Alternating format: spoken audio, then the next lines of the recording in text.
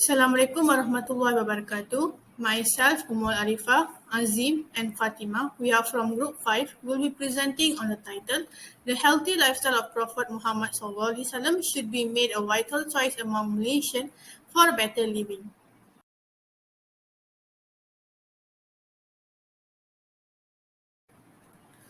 What is health?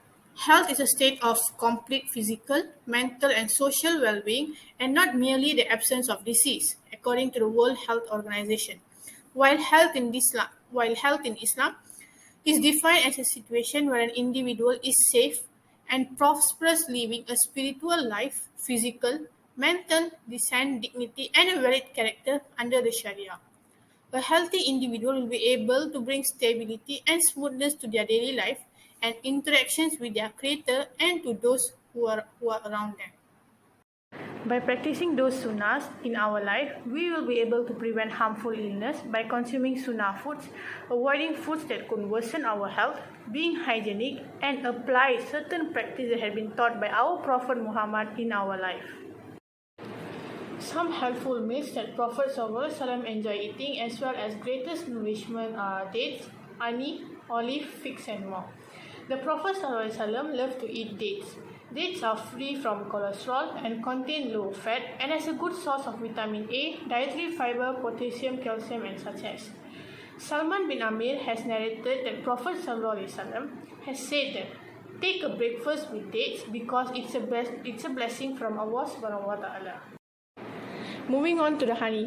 Honey is used for improving the appetite, strengthening the stomach, and eliminating the phlegm.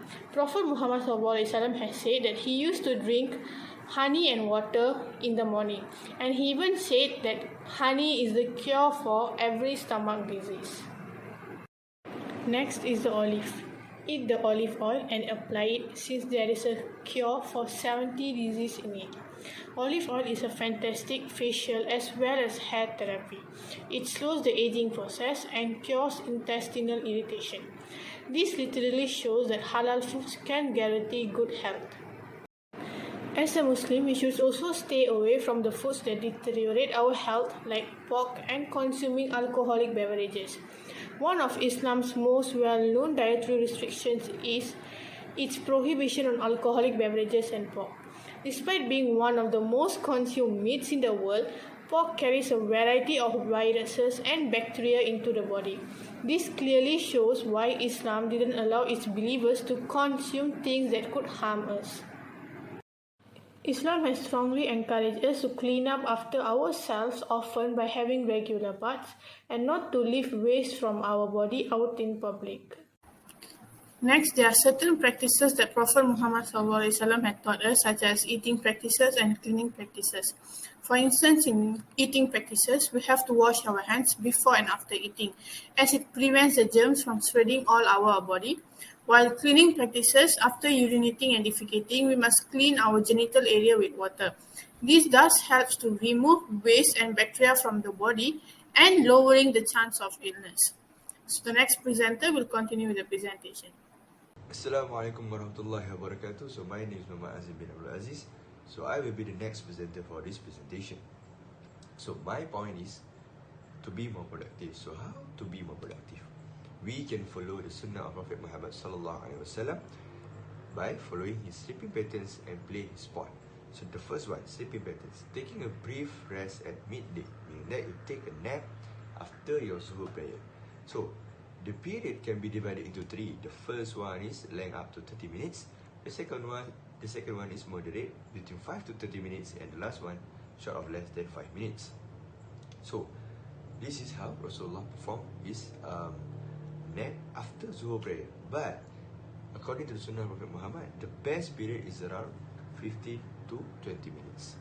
So this is how Rasulullah taking a brief rest at midday. The second one is early sleep at night and early waking up. Being the Sunnah of Prophet Muhammad SAW, he always stay away after the night Isha without any important affair to disturb early night for Qiyamulan. Meaning that he sleep early after Isha and he wake up early for Qiyamulan. Meaning that every day there is Rasulullah practice. He sleep early and he wake up early for Qiyamul Lail. Scientifically, these can increase energy focus, productivity, and creativity in solving the higher problems. This is according to the napping news. Scientific proof confirms napping enhance workers' productivity. And this also comes from the hadith of Prophet Muhammad sallallahu alaihi wasallam.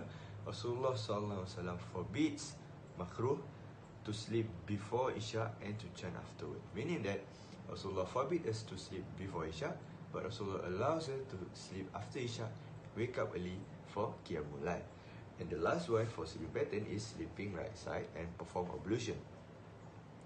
It is the custom of the Holy Prophet when he sleeps at night, he sleeps on his right side and perform ablution.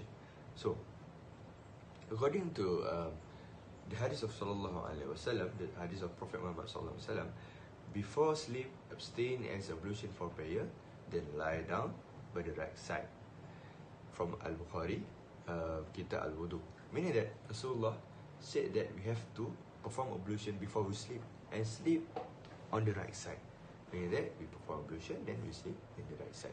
So, according to Hadith radhiyallahu anhu said that also Rasulullah every night when he go to sleep he read Surah Al-Falaq, Surah An-Nas and Surah Al-Ikhlas, and he blow into his hand and plug into his body. It's done 3 times. So this is Rasulullah practice before he go to sleep. So the inadequate sleep, the inadequate sleep will cause a heart attack and weak defense system. So this is how we can avoid heart attack and weak defense system. And the next one is Rasulullah sport. As we all know, Rasulullah plays many sport and he's the best in the sport. And also and I'm going to be specific in 2 sports. The first one is archery. So archery, Rasulullah loved to play archery, and there is one hadith from the Rasulullah SAW.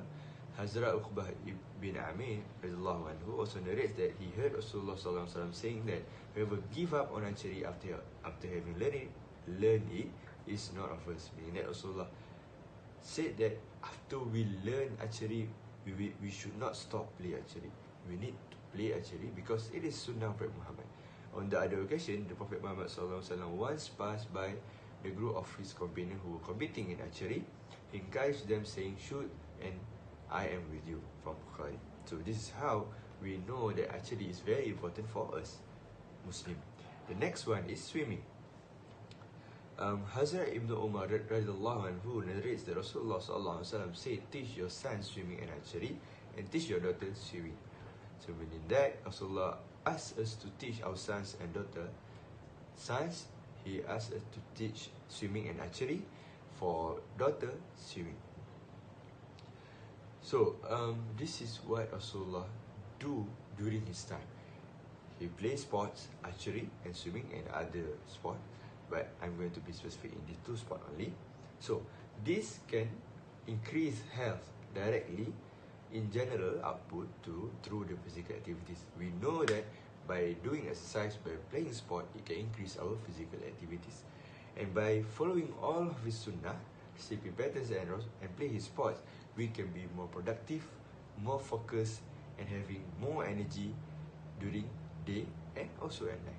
So that's all for me. Thank you. Assalamualaikum warahmatullahi wabarakatuh. Okay, now let's talk about producing an effective human being. The healthy lifestyle that had taught by Prophet Muhammad thus help us to produce an effective human being. Other than that, effective people are not selfish, but they always think about how they may participate in attainment of organization goals. Consuming too many or very minimal carbs might have an impact on our brain. However, it is essential to note that all such food should be consumed in moderation. And this shows as human we should be moderate enough in our Quran because eat together and not separately, for the blessing is associated with the company. The benefits by doing that has been modest demonstrated that exchanging and releasing food lessens stress, improves personal and romantic relationships, and help kids develop healthy consuming behavior. As an addition, there is a Quranic verse says, "Indeed, Allah confers blessing upon the Prophet and his angels. O you who have believed, ask blessing upon him and ask peace." By consuming those healthy foods, one can perform well in their daily life and their effectiveness will subsequently increase too. Good food stimulate humans to perform well in their life. As a conclusion, healthcare system is a fundamental life form need and it is a very reference in the Maqasid al-Sharia. To conclude, this practice of Prophet is not only for Muslims but it is all for human beings to have a well-being lifestyle. We suggest that everyone should follow the appearances that were taught by our Prophet Muhammad to attain a healthy lifestyle. Thank you from us.